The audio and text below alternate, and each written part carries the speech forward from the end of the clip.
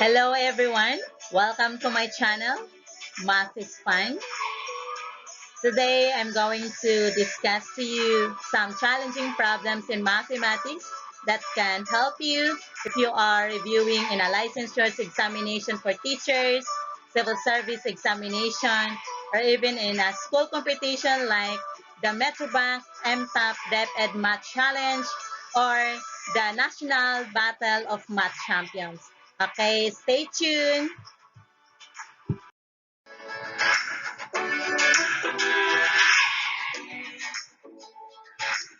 Okay, our first problem. The ratio of two numbers is 3:5. If the bigger number is 55, what is the sum of the two numbers? Okay, to find the solution for this problem, okay, we're going to make two ratios. The first ratio is, we can get this one at the first sentence in our problem. Okay, that is 3:5. If the bigger number is 55, okay, this is our second ratio. 55 is for the bigger number and x is for the smaller number. Okay, we put a variable x here because we don't know yet what is the smaller number. Then we have already the first ratio and the second ratio. Then we can make now a proportion. So in our proportion, we have here 3:5 is equal to x is to 55. Okay, what is a proportion? Proportion is the product of the means is equal to the product of the extremes. Okay, our extremes here are 3 and 55, and the means are 5 and x. So we're going to get the product. What do you mean by product? When we say product, that is the answer of multiplication. So we're going to multiply the extremes and the means. So if we're going to multiply 55 and 3, it gives an answer of 165. And if we're going to multiply 5 times x, the answer is equal to 5x. So our problem is we're going to get the value of x, which is our smaller number. So what shall we do? We have here on the right side is 5x. So we're going to eliminate 5. Okay, how we're going to eliminate 5? By dividing 5 both sides of the equation. So here, 5 is cancelled. The remaining item on the right side is equal to x only. So if we're going to divide 165 divided by 5, the answer is equal to 33. So we have here an answer, x is equal to 33. Therefore, the smaller number is 33 and the bigger number is 55.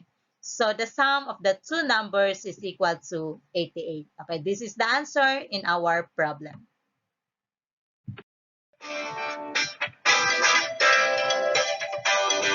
We already get the answer to our first problem. Now, let's move to the second problem. Okay, our second problem is, how large is the vertex angle of an isosceles triangle if its base angle is 50 degrees? Okay, but before that, before we're going to solve the problem, I'm going to show you first what is an isosceles triangle. When we say isosceles triangle, that is a kind of triangle having two sides equal. If the two sides are equal, it means that their bases are equal too. So, in this isosceles triangle on top, we call it a vertex. And we have two bases down. Okay, this is the base 1 and the base 2. So, the total angle measurement of a triangle is equal to 180 degrees. Okay, to get the answer to our problem, okay, we're going to use this one, 180 degrees minus 50 degrees times 2. Okay, we're going to multiply first the base angle by 2 because we have two bases, base 1 and base 2.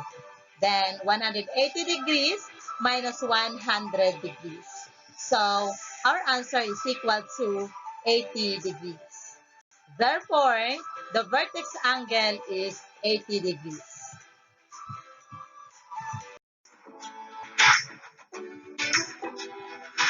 Okay, this is our third problem and the last problem. Okay, a rectangle and a square have the same perimeter. If the area of the square is 64 centimeters squared and the length of the rectangle is thrice its width, what is the area of the rectangle? Okay, this problem is a little bit complicated, but we can solve this one. Okay, it is said that the square has an area of 64 centimeters squared. Okay. Now our problem is, what is the side of that square? To get the side, we can use this formula. Area is equal to side squared. Since the area is given, we're going to substitute that one to our formula. Area is equal to 64 centimeters squared is equal to side squared. So to get the side, we're going to extract the square root of 64 centimeters squared and side squared. Okay, how are we going to get the square root of 64 centimeters squared? Okay, to get the square root of 64 centimeters squared, just think a number that if we are going to multiply it by itself 2 times, the result is equal to 64. Okay, what number is that? Yes, that is 8. Okay, if we're going to multiply 8 times 8, the result is equal to 64. So, the square root of 64 centimeters squared is equal to 8 centimeters, and the square root of s squared is equal to s, or the side. So, our side now is 8 centimeters. So, we know already the side of the square, then it is the time that we can get the perimeter of the square. To get the perimeter of the square, we're going to use this formula. P is equal to 4 times side. Okay, P stands for perimeter, S is for side. Okay, perimeter is equal to 4 times 8 centimeter. This is equal to 32 centimeter. So, the perimeter of the square is 32 centimeters. Okay, going back to our problem, a rectangle and square have the same perimeter. So, the perimeter of this square rectangle is equal to 32 centimeters. Okay, our problem now is, what is the length and the width of this rectangle? Okay, going back to our problem, the length of the rectangle is thrice its width. So, let x be the width and 3x be the length. Okay, by using this formula, perimeter is equal to 2 times length plus 2 times width. Okay, by substituting the value of our perimeter, perimeter is equal to 32 centimeter is equal to 2, length is 3x, 2 times 3x plus 2 times width is x, 2 times x. So, we can get this one. 32 centimeter is equal to 6x plus 2x. Then, just combine 6x and 2x, the answer is equal to 8x. Then, dividing both sides by 8 to get the value of x. So, x is equal to 4 centimeters. Okay, as we know that x is the width, so our width now is 4 centimeters, and the length is 3x, that is 3 times 4 centimeters, that is equal to 12 centimeters. Okay, now we know already the length and width. Then this is the time that we can get the area of the rectangle, which is the question in our problem. What is the area of the rectangle? Okay, to get the area of the rectangle, just multiply length and width. Okay, the length is 12 centimeters and the width is 4 centimeters. So, our area is equal to 48 centimeters squared. Okay, that's the way how we get the answer or the solution to our problem.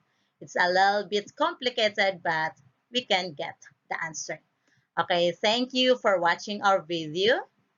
Don't forget to like, subscribe, and share this video. Until next time, thank you.